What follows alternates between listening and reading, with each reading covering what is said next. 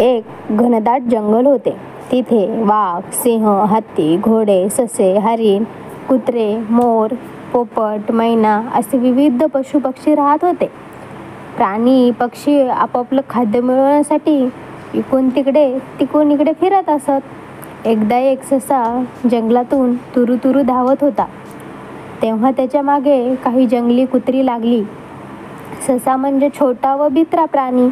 तो आपला जीव मुठीत घेऊन धावत सुटला. धावताना त्याला एक घोडा भेटला. त्याने घोड्याला विनंती केली, मला तुझ्या पाठीवर घे व मला या जंगली कुत्र्यांपासून वाचव. घोडा म्हणाला, मला तुला वाचवायला अजिबात वेळ नाही. व तो घोडा निघून गेला. पुढे गेल्यावर त्याला हरिण, बकरी असे बरेच प्राणी भेटले. पण सर्वांनी आम्हाला वेळ नाही असंच उत्तर दिलं.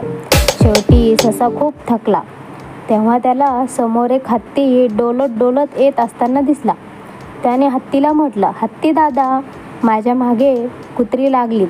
त्या कुत्र्यांपासून मला वाचव.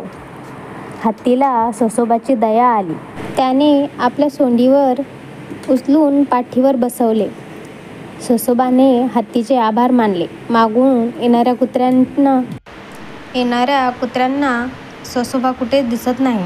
काही वेळाने त्यांच्या लक्षात आलं की ससा हत्तीच्या पाठीवर बसला आहे व ते तिथून पळून गेले. अशा प्रकारे हत्तीने सश्याचे प्राण वाचवले. सश्याला कळून चुकलं की बाकीचे प्राणी आपले नुसतेच मित्र आहेत. आपला खरा मित्र हत्तीच आहे. तेव्हापासून त्या दोघांमध्ये छान गट्टी झाली. तात्पर्य, जो संकटासमयी कामाला येतो तोच खरा मित्र असतो.